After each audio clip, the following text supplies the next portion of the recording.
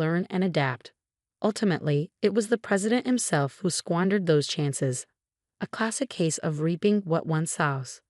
In the aftermath, the chairman decided to shut down the company, leaving Tom unemployed.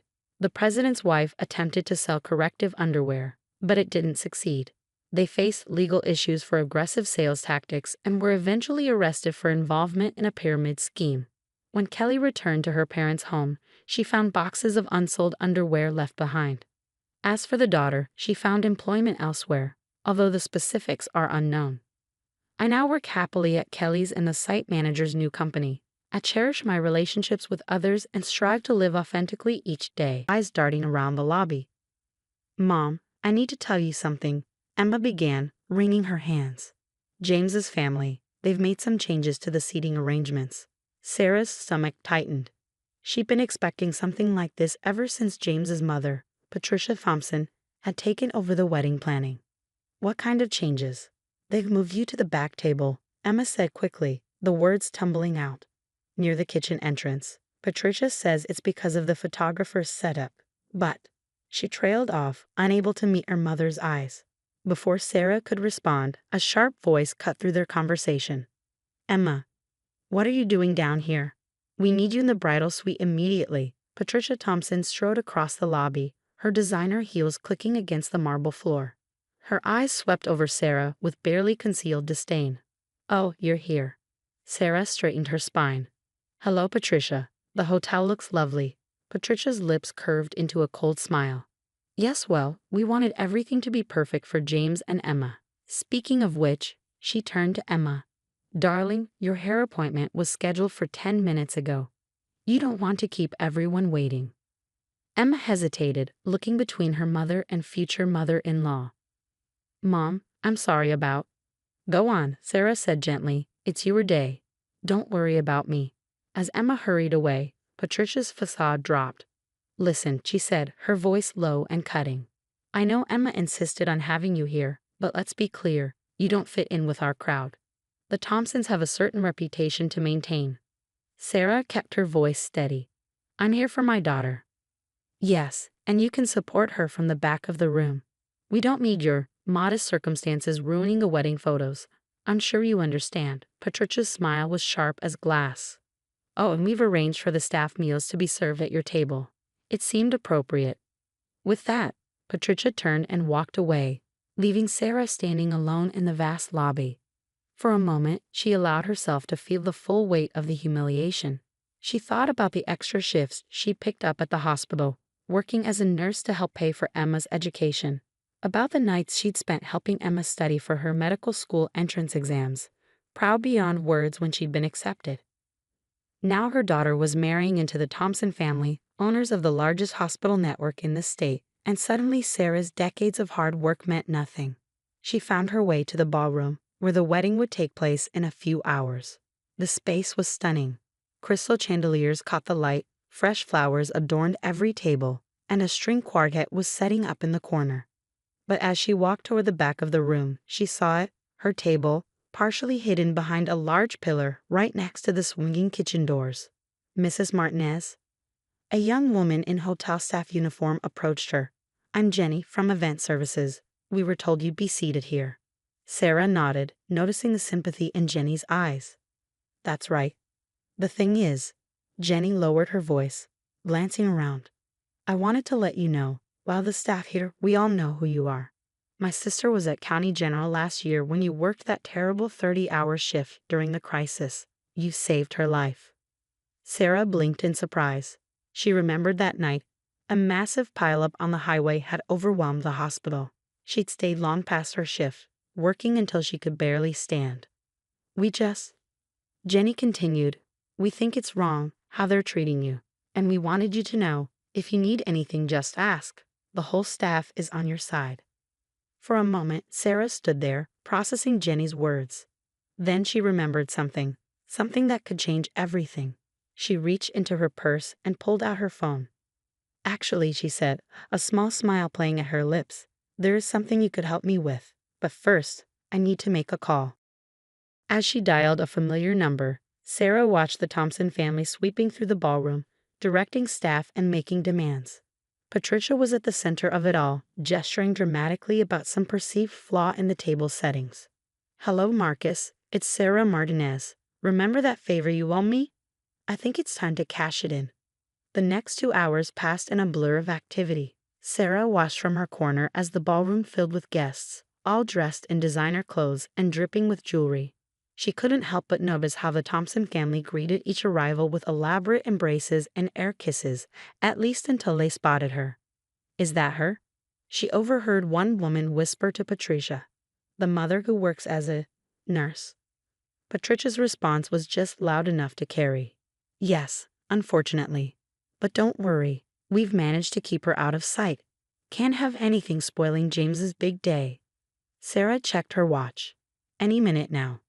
The first sign that something was wrong came when Jenny and 3 other servers suddenly removed their uniforms, revealing street clothes underneath. They walked straight through the middle of the ballroom and toward the exit. "Where are you going?" Patricia called out, her voice sharp. "We haven't even served the appetizers." Jenny turned, her head held high. "We quit." Before Patricia could respond, more staff members began following suit. The bartenders packed up their tools. The valet parking attendants walked off their posts. Even the wedding coordinator closed her laptop and headed for the door. "What is the meaning of this?" Patricia's face had turned an interesting shade of red. "You can't just leave. We have a contract."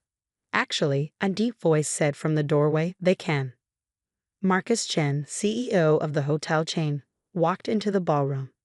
His presence commanded immediate attention, and Sarah had to suppress a smile as she watched Patricia's expression shift from anger to confusion to desperate charm.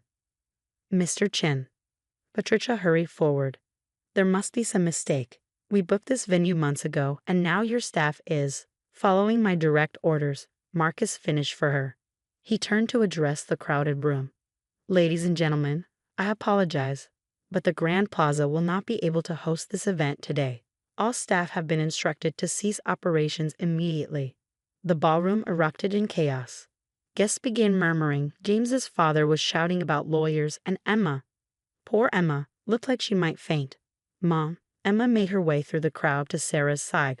"What's happening?" Before Sarah could answer, Marcus spotted her and smiled warmly. "Sarah, there you are." Patricia's head whipped around so fast Sarah worried she might hurt herself. You know each other." "Know each other?" Marcus laughed. "Sarah Martinez saved my daughter's life last year. Spotted a rare condition that every other doctor had missed. Stayed with her through the night, monitoring her personally." He turned to Sarah. "I told you then. Anything you need, anytime." I meant it. The pieces were starting to fall into place for the guests. Sarah could see the dawning horror on Patricia's face as she realized her mistake. "But more than that," Marcus continued, his voice carrying across the now silent room. "Sarah Martinez sits on the board of directors for our hospital group's charitable foundation. She's been instrumental in directing millions in funding to underprivileged communities. When she called to tell me how she was being treated at her own daughter's wedding." He shook his head. "Well, let's just say the Grand Plaza doesn't associate with that kind of behavior." Emma stared at her mother, tears in her eyes. "Mom, I had no idea. Why didn't you ever say anything?" Sarah squeezed her daughter's hand. "Because I wanted you to make your own way, sweetheart. I never wanted my connections to influence your choices." She paused, looking around the room. "But I also won't let anyone treat us like we're beneath them." "This is ridiculous." Patricia's voice was shrill. "You can't just shut down our wedding. Do you know how much we spent?" "Oh, I'm not shutting it down," Sarah said calmly. She nodded to Marcus, who gestured to the staff waiting by the doors. They began wheeling in new serving carts, and fresh teams of waiters entered the ballroom. "I'm taking over." Patricia's mouth opened and closed soundlessly as Sarah continued. "The wedding will proceed, if Emma and James still want it to, but under new management and new seating arrangements." James, who had been watching everything unfold in stunned silence, finally stepped forward. "Mrs. Martinez, I'm so sorry. I had no idea my parents were treating you this way." He turned to Emma. "And I'm sorry I didn't stand up for you and your mom sooner." Emma looked between her fiancé and her mother, tears streaming down her face. "Mom, I'm sorry too. I should have said something." "No more apologies," Sarah said firmly. This is still your day. Let's make it a good one. She turned to the gathered guests.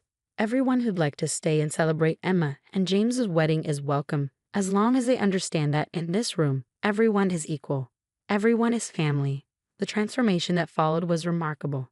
The Thompson family, thoroughly humbled, retreated to quiet corners.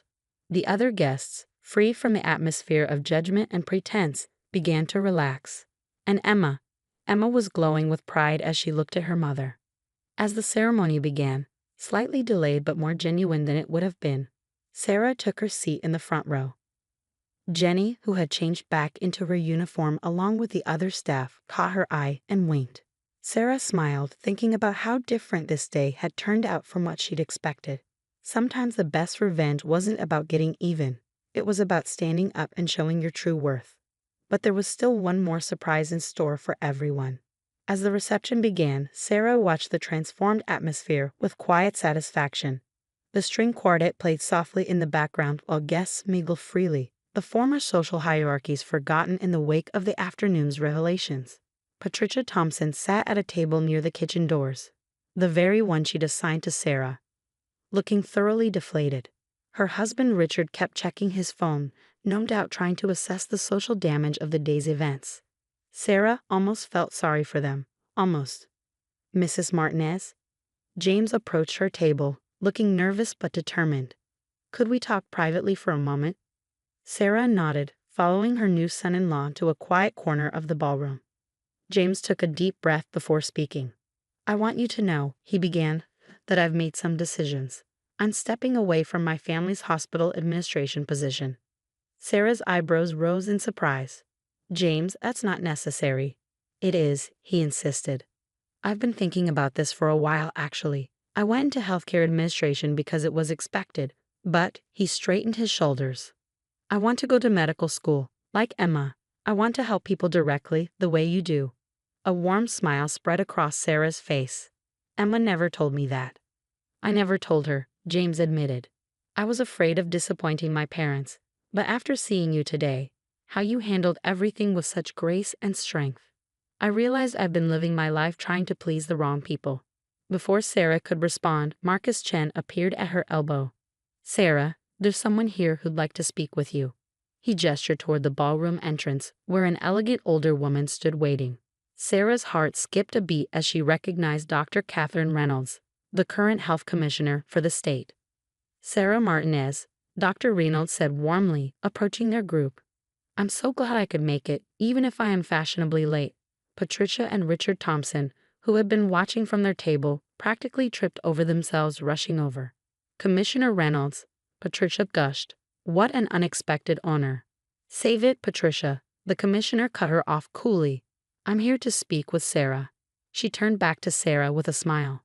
The board meeting is next week, and I wanted to discuss this in person. We've reviewed your proposal for the new community health initiative, and we're not just approving it, we're doubling the funding. The Thompsons' jaws dropped in perfect synchronization. But more than that, Dr. Reynolds continued, I'm retiring next year, and the governor has been asking for recommendations for my replacement. She gave Sarah a meaningful look. I'd like to put your name forward, if you're interested. The ballroom had gone quiet again, everyone straining to hear the conversation. Sarah felt Emma's hand slip into hers. She hadn't even noticed her daughter approaching. Mom, Emma whispered, you never told me about any of this. Sarah squeezed her daughter's hand. I've always believed that our work should speak for itself. All those nights I was just working extra shifts. I was also building relationships, creating programs, finding ways to help more people. I never needed the recognition. I just wanted to make a difference. And that, Dr. Reynolds said firmly, is exactly why you're perfect for the position. Patricia Thompson looked like she might faint.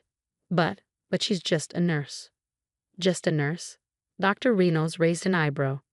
Mrs. Thompson, just a nurse. Sarah Martinez has done more for healthcare in this state than your entire family's hospital network. While you were planning galas and worrying about social status, she was actually saving lives and changing the system from within. James stepped forward. Commissioner Reynolds, I'd actually love to hear more about the Community Health Initiative. I'm planning to apply to medical school. Medical school. Patricia interrupted, her voice shrill. but you're supposed to take over the family business.